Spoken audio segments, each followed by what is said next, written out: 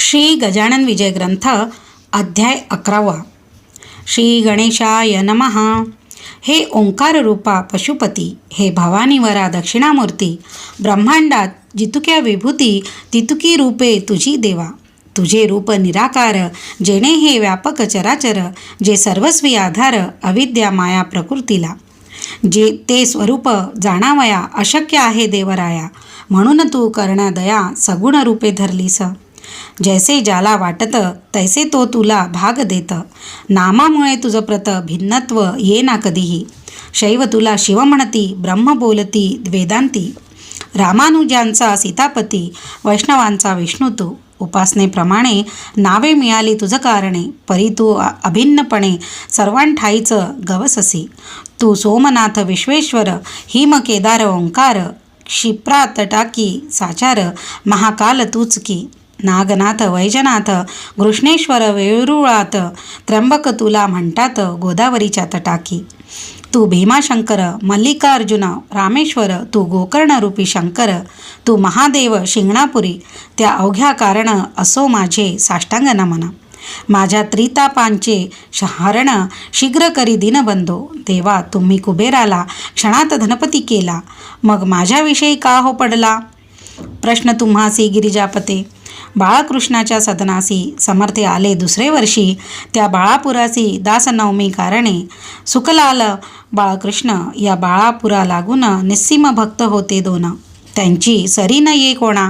यावेळी बरोबर होते पाटील भास्कर, बाळाभाऊ पितांबर, गणू जगदेव दिंडोकार.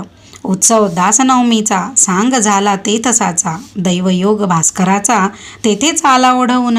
एक कुत्रे पिसाळलेले भास्करा येऊन चावले, तेने लोक इतर भ्याले, म्हणती आता हो पिसाळेल उपाय अवघे व्यावहारिक.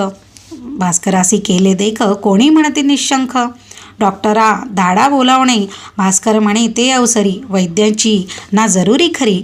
माझा डॉक्टर आसनावरी बैसला आहे गजानना, त्याचकडे मजला न्यावे, वृत्त अवघे कळवावे, ते सांगतील ते ऐकावे, आपला हे का करू नका. गजाननांचे समोर आणिला पाटील भास्कर. बाळाभाऊने समाचार अवघा समर्थास श्रुत केला. तो अवघा ऐकून महाराज वदले हसूना. हत्या वैर आणि ऋण हे कोणासी चुकेना. सुखालालाच्या गाईठाई द्वाडपणा जो होता पायी, तो या भास्करे लावलाही शेगावी दवडीला. ते तिचे द्वाडपण कुत्रे येथे झाले जाण, तेच चावले येऊन या पाटील भास्कराला. तिचा हरण्या द्वाडपणा मशी याने केली प्रार्थना. इचे पावया दूध जाणा ऐसा भास्कर मतलबी.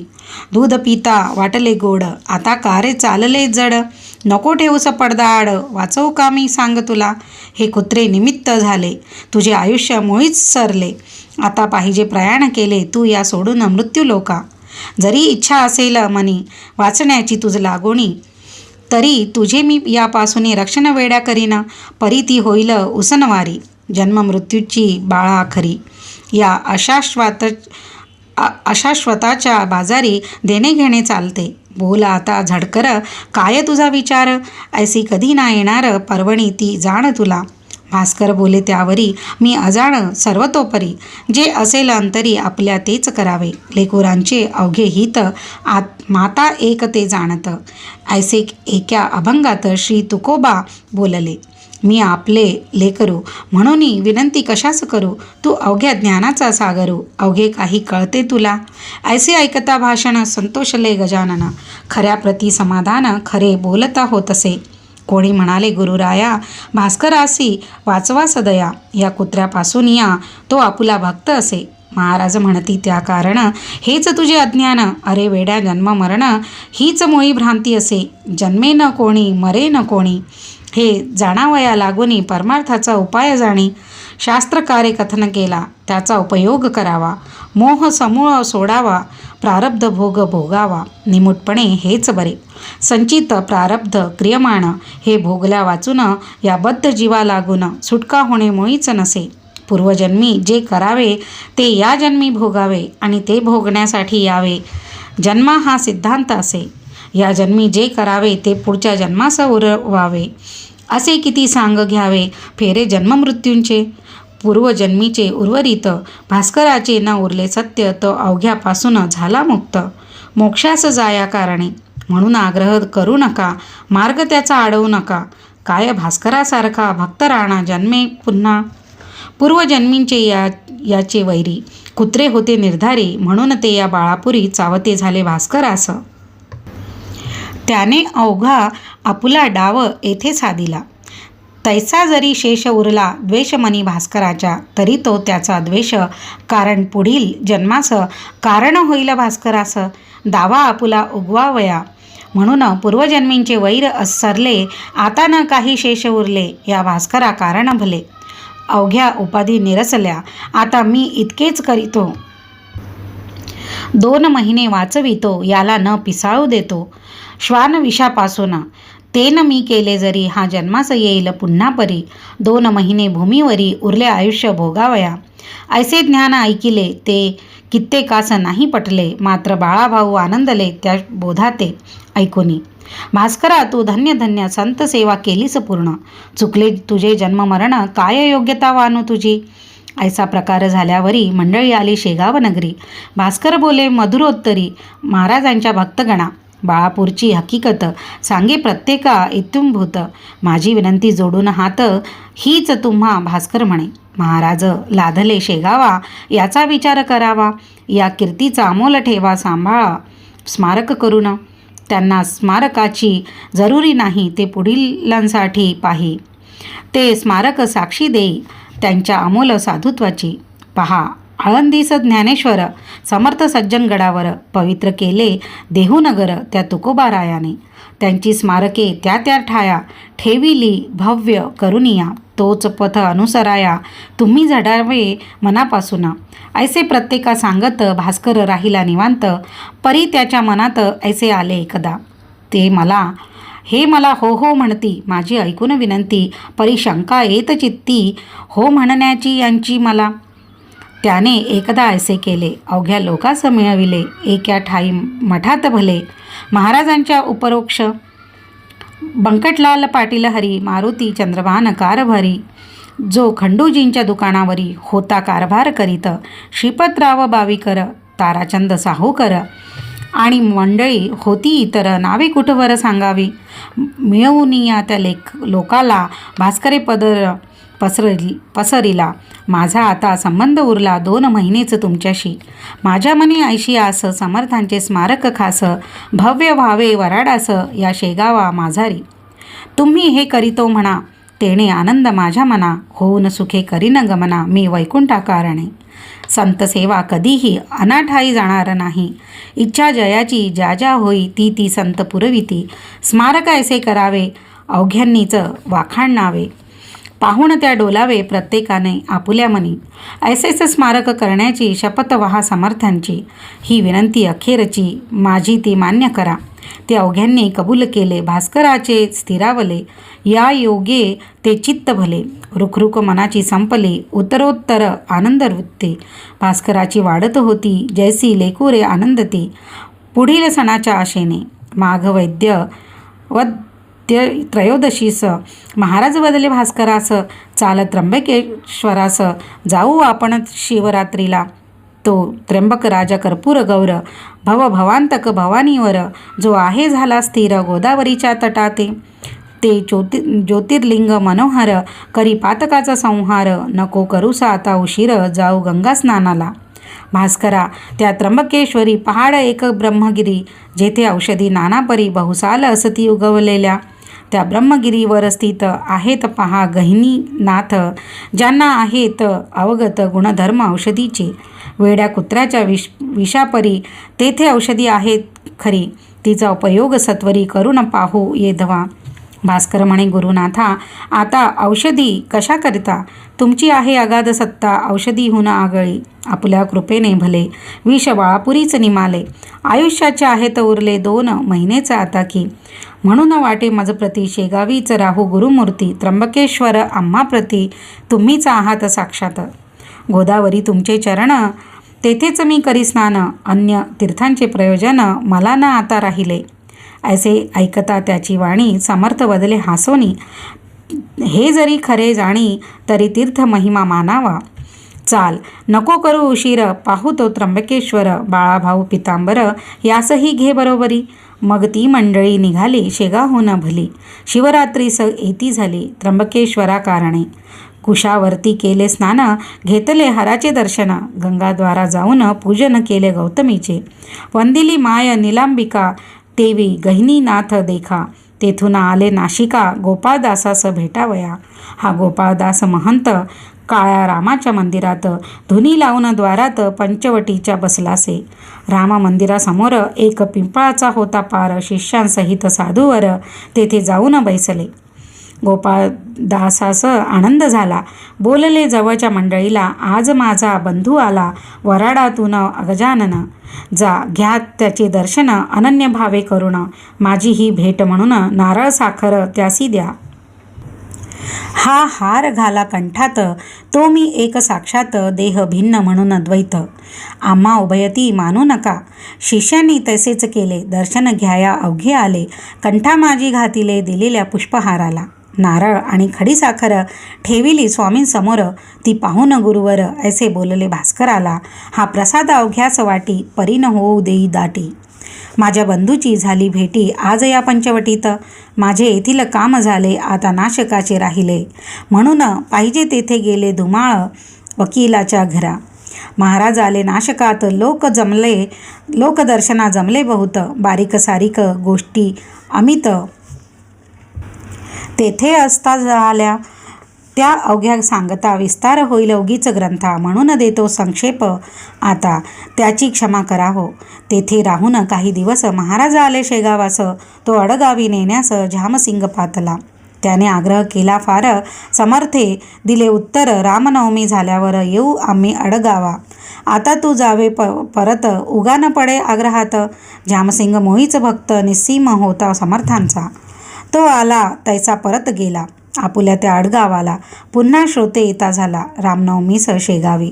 उत्सव करून शेगावात समर्थांना शिष्यांसहित आला घेऊन अडगावात हनुमान जयंती कारणे.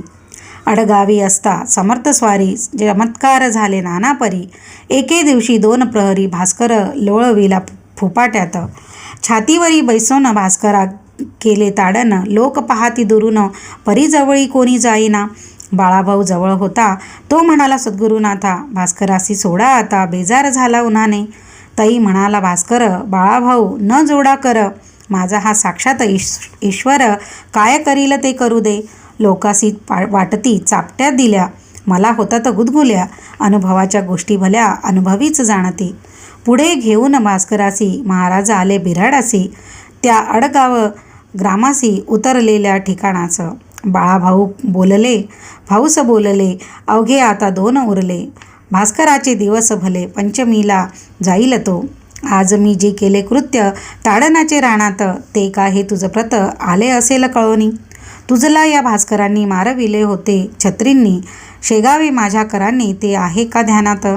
क्रियमाण नासावया त्यास मारिले ये ठाया. या एकाच गोष्टी वाचून या अन्य नव्हता हेत काही.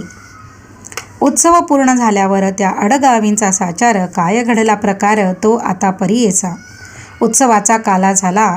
वद्य पंचमी दिवस आला. 1 प्रहर दिवसाला समर्थ म्हणती भास्करासी, भास्करा तुझे प्रयाण आज दिवशी आहे जाण. पद्मासन घालून पूर्वाभिमुख बैसावे. चित्त अवघे स्थिर करी, चित्ती साठवावा हरी. वेळ आली जवळ खरी, आता सावध असावे. इतर जनाकारण म्हणू लागले करा भजन. विठ्ठल विठ्ठल नारायण, ऐसे उच्च स्वराने हा तुमचा बंधू भला. जातो आज वैकुंठाला, त्याच्या करा पूजनाला माळ बुक्का वाहून. भास्करे घातले पद्मासन, नासाग्री दृष्टी ठेवून. वृत्ती अवघ्या केल्या लीन, अंतर्मुख होऊन या. भक्त भास्करा पूजिती, माळा बुक्का वाहती. ते कौतुक पाहती, समर्थ दूर बैसोनी. भजन झाले 1 प्रहर, मध्यान्नीस आला दिनकर. महाराजांनी हर हर शब्द केला मोठ्याने, त्यास सरसा प्राण गेला. भास्कराचा वैकुंठाला संतांनी हाती धरिले जाला. तो पाहुणा हरीचा लोक पुसती महाराजास. कोठे करणे समाधीस या भास्कराच्या शरीरास. कोठे न्यावे ठेवावया समर्थ अवघ्यास सांगती, द्वारकेश्वर जो पशुपती, ज्याच्या सन्निध्य आहे सती, तेथे ठेवा भास्कराला. ऐसी आज्ञा होता क्षणी विमान बांधिले लोकांनी, केळीचे खांब लावूनी चहूबाजूस विबुध हो. आत ठेविले कलेवर, पुढे भजनाचा होय गजर, मिरवीत आणिला भास्कर द्वारकेश्वर चियापाशी. सांगविधी समाधीचा ते ठाई झाला साचा, लोक म्हणती महाराजांचा परमभक्त गेला हो. दुसरे दिवसापासून समाधीच्या सान्निध्य जाणं, होऊ लागले अन्नदान गोर गरिबा कारणे. स्थान द्वारकेश्वराचे, अडगावाच्या सन्निध्य अंतर 1 मैलाचे, गावापासून उत्तरेस जागा द्वारकेश्वराची रमणीय होती साची. झाडी चिंच वृक्षांची होती विशेष ते ठाया, निंब अश्वत्थ मांदार आम्रवट औदुंबर असे वृक्ष होते इतर, शिवाय काही फुलझाडे. अडगाव अकोलीच्या मध्यंतरी हे ठिकाण निर्धारी, तेथे समाधी दिधली खरी समर्थांनी भास्कराला. 10 दिवस अन्नदान झाले याचे वर्णन, तुम्ही नुकतेच केले श्रवण. संत भंडारा नाव ज्याचे, चिंच वृक्षांच्या सावलीत जेवाया बसे पंगत, तई कावळे अतोनात त्रास देऊ लागले. काव काव ऐसे करीती, द्रोण पात्रींचे उचलून नेती, मलोत्सर्ग तोही करीती जेवणाऱ्यांच्या अंगावर, त्या योगी लोक त्रासले. कावळ्याचा हाकू लागले, भिलांनी ते तयार केले तिरकमटे त्या मारावया. तई बोलले गजानन, अवघ्या लोका लागून नका मारू त्या कारण, अपराध त्यांचा काही नसे. या भंडाऱ्यात येण्याचा हेतू इतकाच आहे त्यांचा, प्रसाद आपणा भास्कराचा इतरांपरीच मिळावा. का की हा भास्कर वैकुंठी गेला साचार, हा पितृलोकावर नाही मुळीच राहिला. 10 दिवसपर्यंत प्राण अंतरिक्षात राहे परिभ्रमण करीत, संपिंडी होता जाय पुढे. त्या 11व्या दिवशी बळी देती कावळ्याशी, काक जेव्हा स्पर्शेल त्यासी तेव्हाच प्राण जातो पुढे. त्या बलिदानाचे कारण भास्करा नुरले साचे, म्हणून या कावळ्याचे पित्त गेले खवळून.